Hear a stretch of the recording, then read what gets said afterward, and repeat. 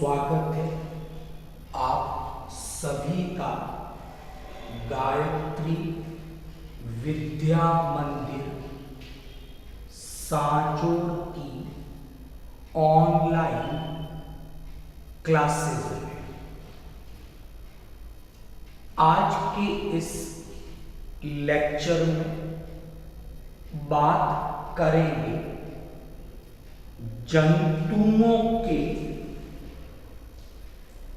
Ctenophora संघ के बारे में। तो बात आती है दो वैज्ञानिकों की। सबसे पहले वैज्ञानिक का नाम था यू सिंजर और जो दूसरा वैज्ञानिक था वो था स्टोरर। तो यूसिंजर ने और स्टोरर ने क्या किया कि जो जंतु जगत है, किंगडम एनिमेलिया है, उसे विभाजित किया कुछ संघों में, कुछ फाइलम में। और यूसिंजर ने और स्टोरर ने दो प्रकार के संघों के बारे में बताया। यूसिंजर और स्टोरर ने कहा कि जंतुओं के जो ये संघ हैं ये दो प्रकार के हैं। पहले प्रकार के संघों को नाम दिया गया वृहद संघ। अंग्रेजी में इन्हें हम मेजर फाइला के नाम से जानते हैं। दूसरे हैं जंतुओं के लघु संघ, इन्हें हम अंग्रेजी में माइनर फाइला के नाम से जानते हैं। तो यूसिंजर ने और स्टोरर ने क्या किया कि जंतु जगत जो है, किंगडम जो एनिमेलिया है, उसे आगे कुछ संघों में वर्गीकृत किया है। और इन वैज्ञानिकों ने जंतुओं के कुल दो प्रकार के संघों के बारे में बताया है, वृहद संघ और लघु संघ। अभी तक हमने पोरीफेरा, सिलेंट्रेटा, प्लेटीहेलमिन्थस,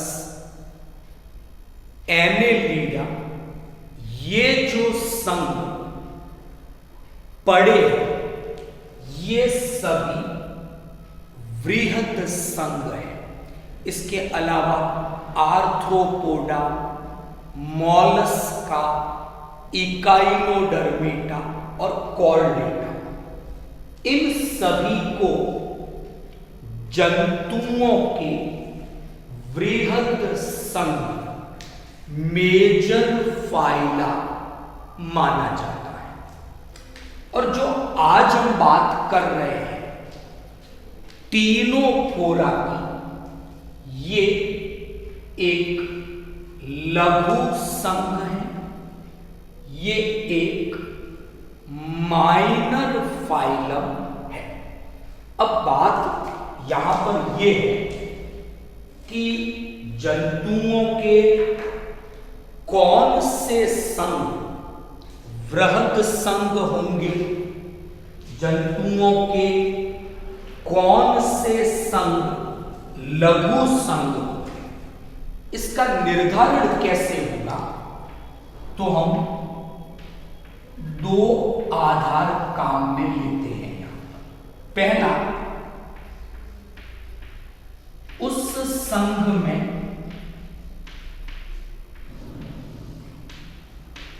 पहले बात करेंगे प्रजातियों की संख्या की, स्पीशीज के नंबर की बात करेंगे। अगर किसी संघ में प्रजातियों की संख्या ज्यादा है तो उसे वृहद संघ माना जाएगा। अगर किसी संघ में प्रजातियों की संख्या कम है उसे लघु संघ माना जाएगा। एक बात तो ये हो गई कि हम बात करेंगे प्रजातियों की संख्या। दूसरा जो आधार होगा वो होगा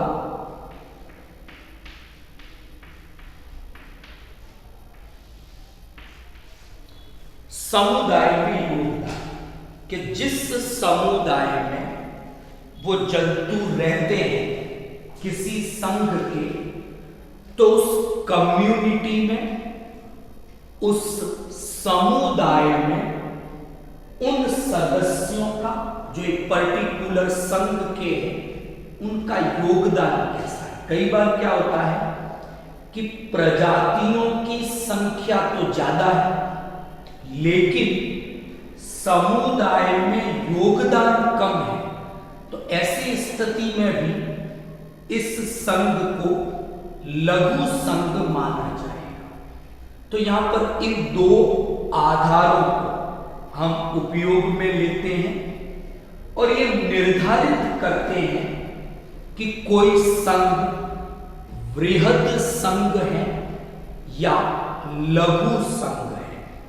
तो आज जिस संघ के बारे में चर्चा कर रहे हैं, टीनोफोरा, ये एक माइनर फाइलम है, ये एक लघु संघ है, क्योंकि इसमें प्रजातियों की संख्या बहुत कम है। एक तो दूसरा, कम्युनिटी में, समुदाय में इसका योगदान, इस संघ के जो सदस्य हैं उनका योगदान भी कोई विशेष नहीं।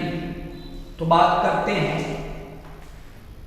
टीनोफोरा के बारे में। नंबर 1, कॉमन रूप से अगर मैं बात करूं, टीनोफोरा जंतुओं को समुद्री अखरोट, क्योंकि इनकी आकृति अखरोट के जैसी, एक ड्राई फ्रूट है, आपने देखा होगा, तो इन्हें समुद्री अखरोट के नाम से जाना जाता है। इन्हें कॉम्ब जेली इस नाम से भी जाना जाता है। तो जो संघ टीनोफोरा के जंतु हैं, ये कॉमनली समुद्री अखरोट, कॉम्ब जेली, इन नामों से जाने जाते हैं। अगर मैं आवास की बात करता हूं तो टीनोफोरा संघ के सभी जंतु समुद्री आवास में मिलते हैं। तो ये केवल और केवल समुद्री आवास में मिलने वाले जंतु हैं। ये आपको केवल समुद्री आवास में मिलेंगे। बात करते हैं इनके संगठन की, ऊतक स्तर का संगठन है, जैसा कि सिलेंट्रेटा जंतुओं में, निडेरिया जंतुओं में था। तो संघ सिलेंट्रेटा के समान टीनोफोरा जंतुओं में भी ऊतक स्तर का संगठन पाया जाता है। तो संगठन की बात की, इनमें ऊतक स्तर का संगठन है, यानी टिश्यू उपस्थित होते हैं। अगली बात करते हैं जनन स्तर की। इन जंतुओं में हम देखते हैं कि केवल और केवल दो जनन स्तर है। वही भ्रूणीय एक्टोडर्म होगी, भ्रूणीय एंडोडर्म होगी। यानी इन जंतुओं में केवल दो ही जनन स्तर मौजूद हैं। तो ये जंतु आपके द्विकोरक स्तरीय जंतु हैं। अंग्रेजी में डिप्लो ब्लास्टिक प्रकार के जंतु होते हैं। एक विशेष प्रकार की सममिति दिखती है। देखो, अगर मैं बात करता हूं कि पॉरीफेरा के जंतु असममित थे, जो स्पंज थे, किसी भी प्रकार की कोई संवेदी संरचनाओं की व्यवस्था वहां पर नहीं थी, संवेदी संरचना ही नहीं थी वहां पर।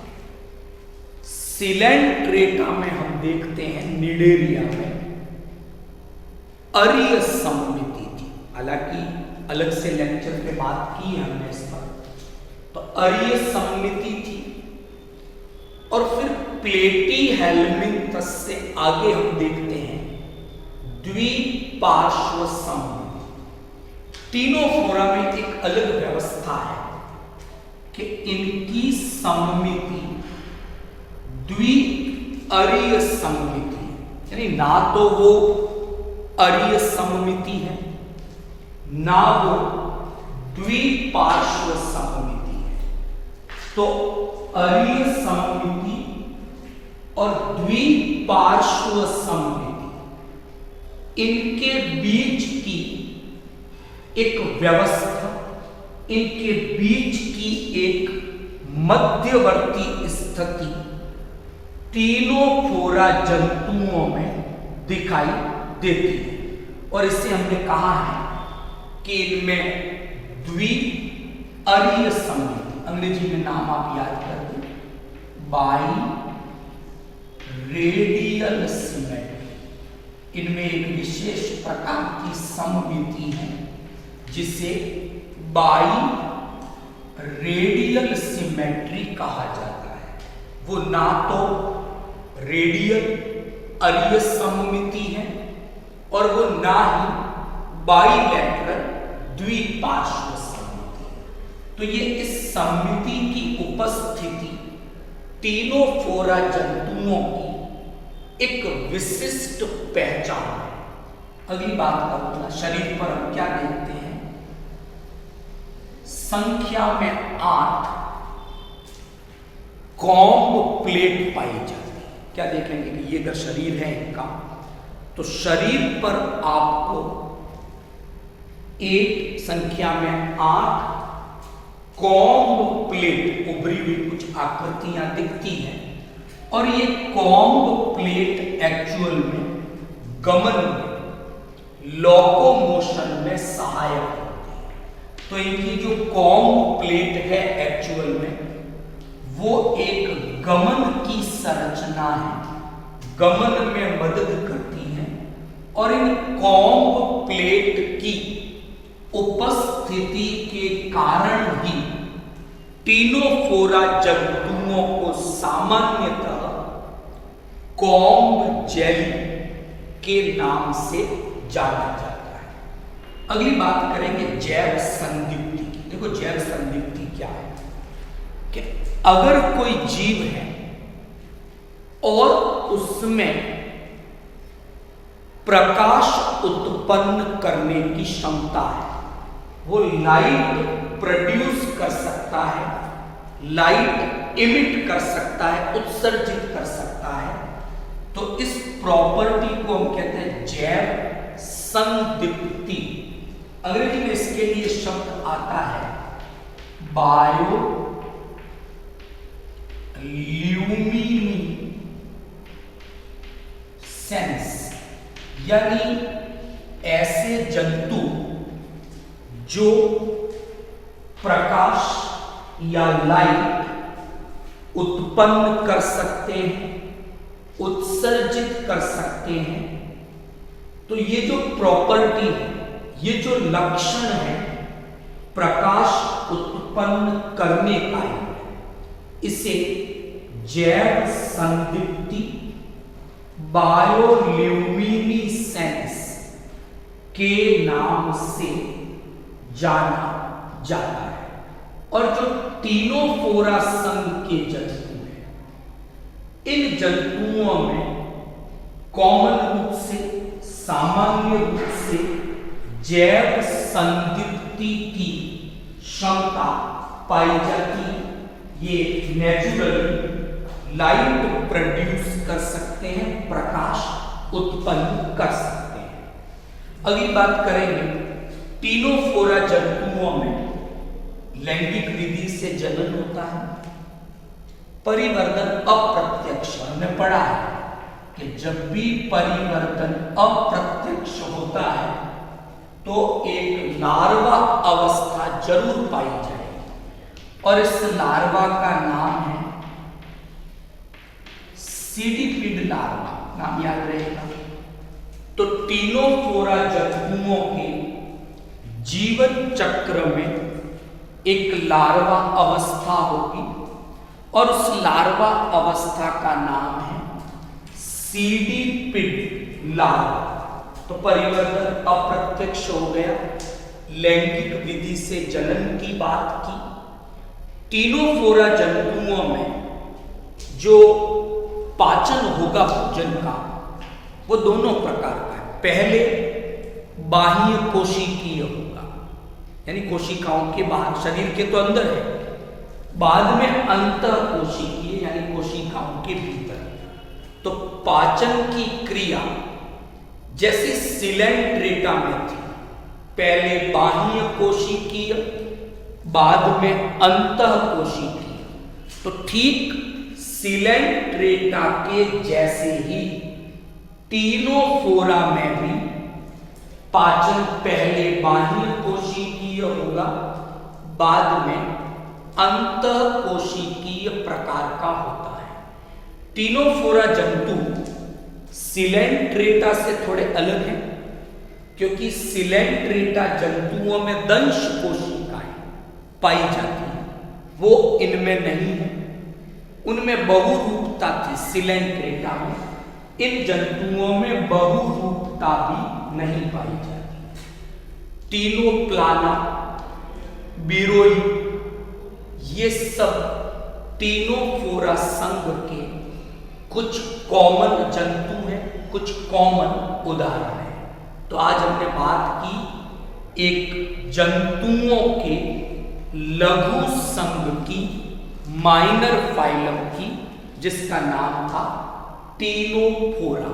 तो आई होप आज का जो लेक्चर था आपको समझ में आया होगा। वीडियो को लाइक और शेयर करें। आपकी कोई क्वेश्चन है आप कमेंट बॉक्स में कमेंट कर सकते हैं। Thank you all of you.